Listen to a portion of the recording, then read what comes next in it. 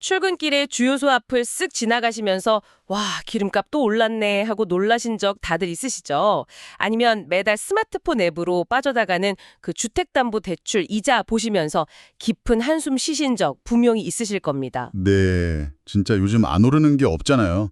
제 월급 빼고 다 오른다는 말이 딱이죠. 맞아요. 도대체 언제쯤 이 숨막히는 고금리가 끝날까 완전 답답하셨을 텐데 오늘 저희가 그 답답함의 근원을 한번 제대로 추적해 보려고 합니다. 지금 저희 책상 위에 막 도착한 2026년 4월 중순 최신 금융기사들하고 글로벌 경제 위기 분석 슬라이드 자료들이 쫙 깔려 있거든요. 네, 자료가 엄청나게 많죠, 지금. 그쵸. 이걸 쫙 펼쳐놓고 지금 저 멀리서 벌어지고 있는 이란 전쟁이라는 거대한 불길이 그러니까 어떻게 바다 건너 우리 통장 잔고를 실시간으로 갉아먹고 있는지 파헤쳐 볼 겁니다. 그리고 미리 말씀드리지만 오늘 이 심층 분석에는 어떤 정치적 필터나 편견도 들어가지 않습니다. 네, 철저하게 팩트 위주로 갈 겁니다. 맞습니다. 오직 오늘 제공된 자료의 사실과 데이터 그리고 전문가들의 객관적인 분석에만 의존해서 이 퍼즐을 맞춰볼게요. 자, 그럼 바로 시작해보죠. 가장 먼저 저희 눈에 확 띄는 숫자가 하나 있었잖아요. 국제 유가의 기준점인 브렌트유 가격이죠. 네, 배럴당 100달러 선을 지금 막 위협하고 있죠. 네네. 근데 이 숫자의 진짜 진원지가 바로 호르무즈 해협이라는 점이 중요하잖아요. 그렇죠. 전 세계가 사실상 가장 두려워하는 경제 아킬레스건이 정확히 거기거든요. 그 시타델의 켄 그리핀 CEO가 최근 세마포 세계경제 포럼에서 아주 직설적인 경고를 하나 내놨어요. 켄 그리핀이요? 뭐라고 했죠? 현재 이 중동 상황을 딱 가리켜서 우리 생애 최대 지정학적 사건 중 하나다. 이렇게 못을 박았습니다. 특히 이 호르무즈 해협이 만약에 6개월에서 한 11개월 정도 폐쇄되는 상황이 진짜 벌어진다. 그러면 전 세계는 뭐 예외 없이 극심한 경기 침체에 빠질 거라고 아주 단언을 했거든요. 경기 침체요? 좋아요. 이걸 한번 좀 더 풀어보죠. 사실 호르무즈 해협이 전 세계 석유 물동량의 엄청난 비중을 차지하잖아요.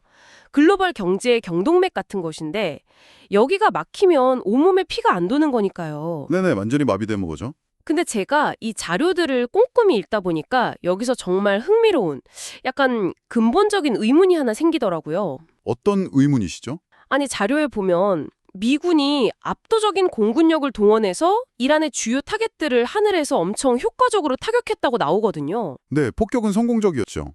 그러니까 제 말은 세계 최강의 군사력이 하늘을 다 장악했는데 왜 아직도 그 해협의 위험도는 여전히 최고조에 달해 있냐는 거죠. 그냥 공습 몇 번 쫙 하면 뱃길 정도는 거뜬히 열 수 있는 거 아닌가요? 압도적인 군사력으로도 이 에너지 혈맥을 못 지키는 이유가 진짜 의문이더라고요. 그게 바로 현대 비대칭 전쟁이 가진 가장 무서운 모순이거든요. 그러니까 공중에서 주요 시설을 폭격하는 거랑 저 밑에서 시속 몇 노트로 아주 느리게 움직이는 거대한 민간 상선들이 좁은 바다를 24시간 내내 안전하게 지나가도록 보장하는 거는 이건 완전히 다른 문제입니다. 폭격 성공이랑 뱃길 안전은 별개다. 맞아요. 미군의 공습이 아무리 정교해도 이란의 지상군이나 해상 통제 능력, 그러니까 실질적인 군사력은 여전히 끈질긴 회복력을 보이고 있다고 자료에서 지적하거든요. 한번 상선을 띄워야 하는 해운사나 보험사 입장을 생각해 보세요. 보험사 입장 완전 피말리겠네요. 그렇죠. 하늘에 미군 전투기가 쌩쌩 날아다닌다고 해도 바다 밑에 귀뢰가 딱 하나라도 깔려 있거나 어디서 자폭 드론이 언제 날아올지 모르는 상황이잖아요. 그러면 절대 배를 못 띄웁니다. 보험료가? 네, 선박보험료가 진짜 천문학적으로 치솟기 때문이죠. 와, 그렇구나. 군사적으로 이겼다고 해서 경제적 안전이 보장되는 건 전혀 아니네요. 하늘을 지배한다고 보험사가 안심하는 건 아니니까. 그렇죠. 게다가 켄 그리핀은 이 군사적 차원을 넘어서 외교적인 패착도 짚어냈어요. 이런 글로벌 에너지 혈맥을 제대로 지키려면 미국 혼자 무력을 과시할 게 아니라 처음부터 유럽 같은 주요 동맹국들하고 아주 끈끈한 통합전선을 구축했어야 한다는 겁니다. 연대가 부족했다는 거군요. 네, 그 연대가 제대로 작동 안 하면서 위험이 방치됐고 그 결과가 지금 경제 지표로 쏟아지고 있는 거죠. 국제통화기금 IMF가 2026년 세계 실질 GDP 성장률 전망치를 3.1%로 깎아내렸습니다. 3.1%요? 네, 불과 석 달 전인 1월 전망치보다 무려 0.2%포인트나 낮춘 수치예요. 와, 글로벌 경제 규모에서 0.2%포인트면 그 자체로 뭐 수조 달러 단위의 부가 그냥 공중으로 증발한다 뜻이잖아요. 엄청난 건데? 근데 거기서 끝이 아니에요. IMF 수석 이코노미스트 피에르 올리비에 구랭샤의 발언을 눈여겨보셔야 됩니다. 이분이 뭐라고 했냐면 만약에 유가가 2027년까지 배럴당 100달러 이상을 계속 유지한다면 글로벌 경제가 그냥 둔화되는 정도가 아니라 아예 역성장하는 진짜 경기 침체가 올 수 있다고 경고했어요. 와, 역성장이요. 네. 그리고 아주 흥미로운 비교를 하나 덧붙였는데 이번 호르무즈 사태가 1년 전에 트럼프 대통령이 시행했던 관세 정책보다 세계 경제에 훨씬 더 큰 위험이다. 이렇게 강조했습니다. 잠깐만요. 관세보다 유가 충격이 더 치명적이라는 건 어떤 논리인가요? 사실 관세도 무역 장벽을 확 높여서 전 세계 물가를 끌어올리는 주범이잖아요. 그건 적용 범위의 차이 때문입니다. 관세는 보통 특정 국가나 특정 품목 거래에만 마찰을 일으키는 국지적인 세금이잖아요. 그래서 기업들이 공급망을 살짝 재편하거나 우회로를 찾을 여지가 조금이라도 있어요. 피해갈 틈이 있다. 네, 하지만 에너지는 다르죠. 에너지는 이 지구상에서 만들어지고 움직이는 모든 물건의 기초 원가거든요. 아프리카에서 생산된 커피 원두부터 실리콘밸리에 그 거대한 AI 서버를 돌리는 전기, 그리고 당장 청취자 여러분 집 앞까지 배달되는 택배 차량까지. 전부 다 기름이나 전기가 들어가죠. 맞아요. 이 모든 것에 배럴당 100달러짜리 세금이 예외 없이 확 매겨지는 것과 같은 겁니다. 피할 곳이 아예 없는 전면적인 충격인 거죠. 피할 곳이 없는 충격. 와, 이 말이 진짜 엄청 무겁게 다가오네요. 근데 여기서 또 재밌는 게 미국이라는 초강대국의 안보 우산이 이 호르무즈 해협을 완벽히 못 덮어준다는 게 딱 입증되니까 세계 주요국들이 반응하는 방식이 완전 심상치 않아요. 네, 바로 각자 도생 모드로 들어가는 거죠. 맞아요. 당장 자료를 보면 마크롱 프랑스 대통령 주도하에 유럽 국가들이 독자적인 국제연합작전을 계획 중이라고 나오더라고요. 네, 이 유럽의 작전에서 핵심은 누가 참여하느냐가 아니라 오히려 누가 빠져 있는가에 있습니다. 누구 뺐죠? 유럽 국가들이 호르무즈 해협 해상 통로를 지키겠다고 군함을 보내면서 미국, 이스라엘, 이란 같은 이른바 교전 당사자들을 작전에서 완전히 배제하겠다고 선언했어요. 네, 유럽 선박이 미국의 지휘를 안 받겠다고요?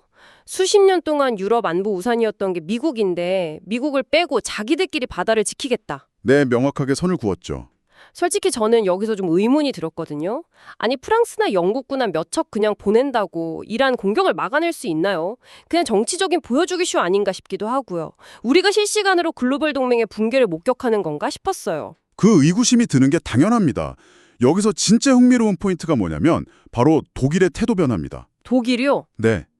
독일은 다들 아시다시피 과거 역사 때문에 해외 무력 개입을 헌법적으로나 정서적으로 엄청 극도로 꺼리던 나라잖아요.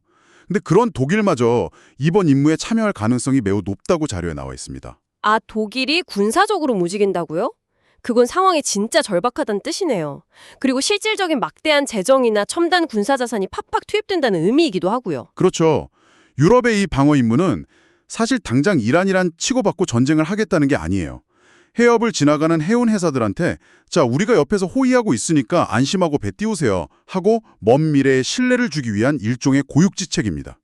심리적 방패막이군요. 네, 미국만 쳐다보고 있다가는 진짜 우리 유럽 경제가 먼저 말라 죽겠다는 위기감이 그만큼 큰 거죠. 와, 유럽은 지금 안보 독립 외치면서 바다로 스스로 나가고 있는데 아시아 쪽 강대국인 중국의 행보는 또 완전 달라요.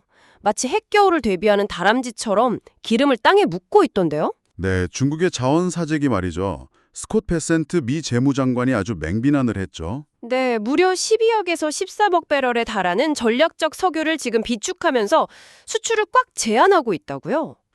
12억 배럴이면 진짜 글로벌 원유 시장 공급망을 근본적으로 뒤흔드는 엄청난 물량이거든요. 베센트 장관이 이 상황을 팬데믹 초기 상황에 딱 비유했어요.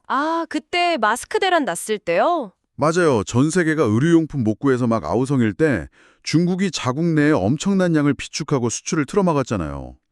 그 신뢰할 수 없는 글로벌 파트너의 행동 패턴이 지금 에너지 시장에서 똑같이 재현되고 있다는 겁니다. 아니 근데 시장 경제에서 자기 돈 주고 기름 사서 비축하는 게 뭐가 문제냐고 할 수는 있지만 지금처럼 전쟁 때문에 다들 공급망 끊어질까 봐 부들부들 떠는 상황이잖아요. 근데 제일 덩치 큰 플레이어가 물량을 싹쓸이하면 유가는 당연히 미친 듯이 폭등하겠죠. 바로 그겁니다. 큰 그림에서 보면 이게 글로벌 공급망을 완전히 교란하는 행위거든요. 그리고 이 치솟은 유가 청구서를 누가 낼까요? 미국은 뭐 자기들 셰일가스라도 좀 파낸다 치지만 에너지를 수입에 100% 의존하는 아시아의 다른 개발도상국들은 그냥 직격탄을 맞는 겁니다. 아, 아시아 국가들한테 더 치명적이겠네요. 네, 그래서 베센트 장관이 이게 미국보다 아시아에 훨씬 더 큰 위협이라고 콕 집어 말한 거고요. 뭐 이달 말에 트럼프 대통령이 베이징 방문하니까 안정을 목표로 한다고 수위를 좀 조절하긴 했지만요. 자, 그럼 정리를 좀 해보죠. 강대국들이 서로 못 믿고 각자 도생하면서 에너지를 막 사재게 한다.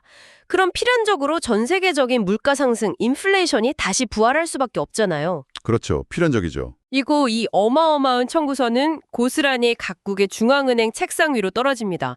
청취자 여러분도 지금 제일 궁금하신 게 이 대목일 거예요. 그래서 내 대출이자는 대체 언제 내리냐. 물 건너간 금리 인하 얘기 좀 해보죠. 네, 미국 3월 인플레이션 데이터가 아주 충격적이었죠. 유가랑 가스 비용이 막 급등하면서 2월보다 물가 상승 속도가 무려 3배나 빨라졌습니다. 와, 3배요? 그러니까 이게 무슨 의미냐면 불과 몇 달 전 올 1월만 해도 아까 그 베센트 장관 본인이 제롬 파월 연준 의장한테 빨리 금리 좀 내리라고 엄청 재촉했잖아요. 맞아요. 인하 파티를 다들 기대했죠. 다들 그 파티 준비하고 있었는데 갑자기 베센트 장관이 태도를 돌변해서는 금리 인하 보류하고 상황을 좀 지켜봐야 한다고 입장을 바꿨어요. 네, 상황이 너무 안 좋으니까요. 근데 전 여기서 좀 어이가 없었던 게 이 물가 상승이 소비자들의 경제 인식을 영구적으로 바꾸진 않을 거라면서 엄청 낙관하더라고요. 스스로를 일시적 팀, 그 팀 트랜지토리라고 부르면서요. 과거의 그 인플레이션은 일시적일 뿐이라는 유령을 다시 소환한 건데 정책 입안자들이 우리가 매일 주유소나 마트에서 느끼는 물가 충격을 너무 서류상 숫자로 가볍게 여기는 거 아닐까요? 그 부분은 아주 중요한 질문을 제기합니다. 그 정책 입안자들과 대중의 체감 사이에 큰 괴리가 있잖아요. 베센트 장관이 말하는 건 단순히 에너지 가격 상승으로 인한 표면적인 물가, 즉 헤드라인 인플레이션을 말하는 걸 텐데 이게 경제 전반의 근원 인플레이션으로 전이되는 이른바 2차 효과를 무시하면 안 되거든요. 2차 효과요? 가격 오르죠. 그럼 사람들이 생활비 감당 안 되니까 임금 올려달라고 하겠죠. 이게 경제 전체로 몇 달에 걸쳐 서서히 아주 깊게 스며드는 겁니다. 아, 그렇게 구조적으로 고착화되는 거군요. 맞아요. 그래서 시카고 연준의 오스탄굴 수비 총재가 아주 현실적이고 서늘한 경고를 한 겁니다. 뭐라고 경고했죠? 인플레이션이 계속 이렇게 높게 유지되면 금리 인하는 2026년을 넘어서 2027년까지로 지연될 수 있다고요. 연준이 지금 4%대 인플레이션을 2%로 다시 돌리려고 얼마나 고군분투하고 있는지 뼈저리게 보여주는 대목이죠. 아, 그리고 차기 연준 의장 후보인 케빈 워시에 대해서도 이런 어려운 인물에 맡을 적임자라고 긍정적으로 평가하기도 했고요. 2027년까지 지연될 수 있다. 와, 진짜 숨이 턱 막히네요. 이게 영국도 상황이 비슷하던데요? 네, 영란은행의 메건 그린 위원도 수요 위축보다 인플레이션 상승 위험이 제일 중요하다면서 이 2차 효과를 확인하는 데만 앞으로 몇 달이 걸릴 거라고 아주 신중한 태도를 보였습니다. 그래서 시장에서도 이미 올해 금리 동결 쪽으로 싹 다 베팅을 바꾼 상태고요. 자, 밖에서는 전쟁 나고 기름 사재기하고 인플레이션 튀어오르고 중앙은행은 금리를 꽁꽁 묶어두는 이런 답답한 상황인데 여기서 미국 국내 정책 쪽에서 이 인플레이션 압력을 아주 완전 대차게 꼬아버릴 거대한 현금 폭탄이 하나 투하될 준비를 하고 있습니다. 아, 네. 그 관세 환급금 말씀이시죠? 네, 트럼프 행정부가 대법원에서 불법 판결받은 관세를 수입업자들한테 돌려주는 일명 케이프 시스템이요. 무려 1,660억 달러 규모입니다.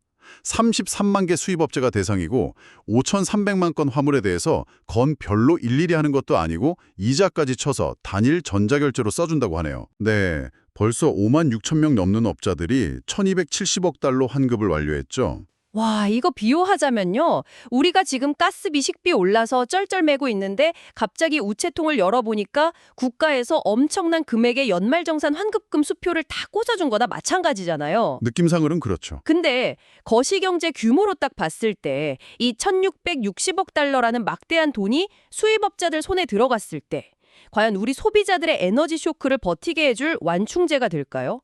아니면 방금 우리가 걱정했던 그 인플레이션 불길에 냅다 기름을 붓는 꼴이 될까요? 이 상황을 좀 큰 그림과 연결해 본다면 당연히 후자입니다. 아주 강력하게 기름을 붓는 꼴이죠. 아, 물가를 안 내려주나요, 기업들이? 네, 이게 최종 소비자 지갑에 들어가는 게 아니라 수입업자들 금고로 들어가잖아요. 지금 수입업자들은 호르무즈 사태 때문에 치솟은 물류비랑 원자재 값 때문에 압박을 엄청 받고 있거든요. 아, 자기들 메꾸기 바쁘겠네요. 그렇죠. 환급금 받았다고 아유 물건값 내려야지 이러는 게 아니라 운송비 메꾸거나 자사주 매입 같은 데 쓸 확률이 높습니다.